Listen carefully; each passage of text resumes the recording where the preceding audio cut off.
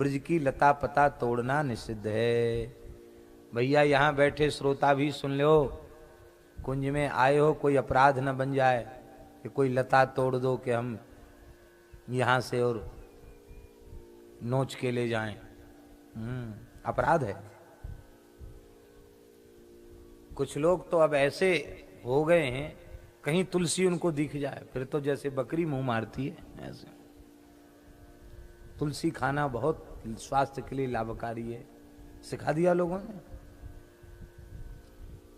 पर यह भी शास्त्र में लिखा है, अपने व्यवहार के लिए जो तुलसी पत्र उतारता है उसे नरक जाना होता है। इसलिए भगवान की वस्तु है तुलसी, भगवान को निवेदित करो और निर्माल्य के रूप में तुलसी को ग्रहण करो। अपने लिए तुलसी उतारना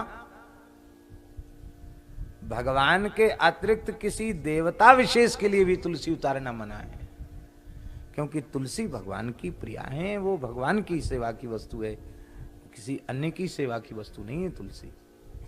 इसलिए निर्माल्य के रूप में बिल्वपत्र ले सकते हो, तुलसी ले सकते हो, पर सीधे सीधे हम भगवान को तो माने नहीं और खाने लग जाएं तो अपराध लगेगा।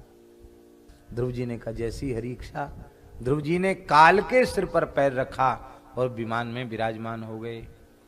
ये है भागवत धर्म की महिमा, जो काल के सिर पर पैर रखकर भगवत धाम गए। ध्रुव जी के मन में आता था मेरी माता कहाँ होगी, उसी ने बचपन से मुझे भजन में लगाया।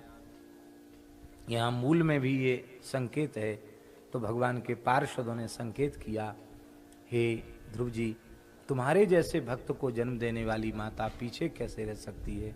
देखो माता जी का विमान आगे जा रहा है, आशीर्वाद दे रहे हैं माँ, बेटा तेरे भजन की महिमा से मैं भी भगवान के चरणों को प्राप्त कर रही हूँ। इसलिए जननी जने तो भक्त जने, के दाता के सूर, नाही तो जननी बांझ रहे, काहे खोवे नूर। पुत्रवती युवती जग सोई, रघुपति भगत जासु सुत होई। न तरु बांझ भई बादी बियानी, राम विमुख सुत ते हित जानी।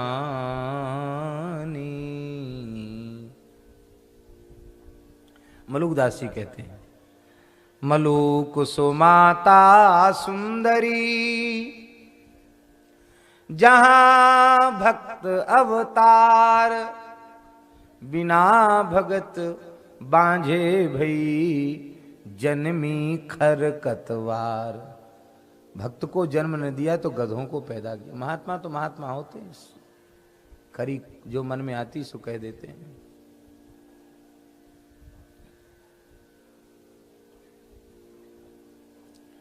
मलूक सोई, सोई पूत सपूत है, मलुकदास जी का दोहा, ऐसे कई दोहे हैं। सोई पूत सपूत है, सोई पूत सपूत है, जो भगति करे चित लाय, जरा मरण ते छुटी परे, हरिपद पहुँचे जाए। वही सपूत है। आप लोग कहेंगे ये कैसे होगा, आप सुनीति बन जाइए तो आपका पुत्र ध्रुव हो जाएगा। आप ऋषभदेव बन जाइए, आपका पुत्र भरत हो जाएगा। आप मदालसा बन जाइए, आपका पुत्र अलर्क हो जाएगा। इसलिए राजा पृथुसों जो मिले, श्री भगवत सिंह जी महाराज ने कहा राजा मिले तो पृथु जी के जैसा मिले। तात ऋषभ सो होए मात मंदालस जानो, पिता ऋषभदेव जी के जैसा हो, माता मदालसा के जैसी हो। और भ्राता विदुर दयाल, भैया हो तो विदुर जी के जैसा हो। मित्र प्रहलाद ही जानो, मित्र हो तो प्रहलाद जी के जैसा हो।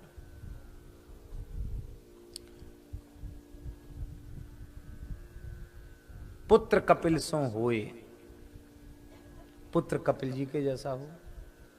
और योषिता द्रुपद दुलारी, पत्नी हो तो द्रौपदी की जैसी हो। जिसने पांडवों से कहा श्री कृष्ण कहूं गए हैं, श्री कृष्ण कहीं गए हैं क्या।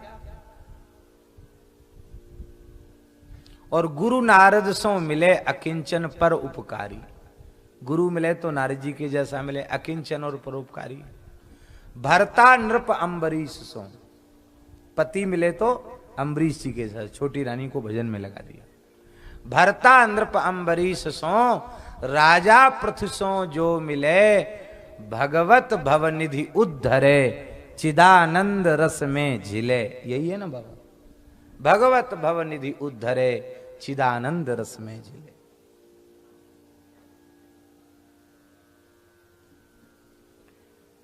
श्री भगवत रसिक जी महाराज की। हमारे महाराज जी कहते थे पूरा आदर्श परिवार भगवत रसिक जी ने बताया इसमें, पर बोले छंद पूरा हो गया इसलिए एक छूट गया। क्या छूट गया?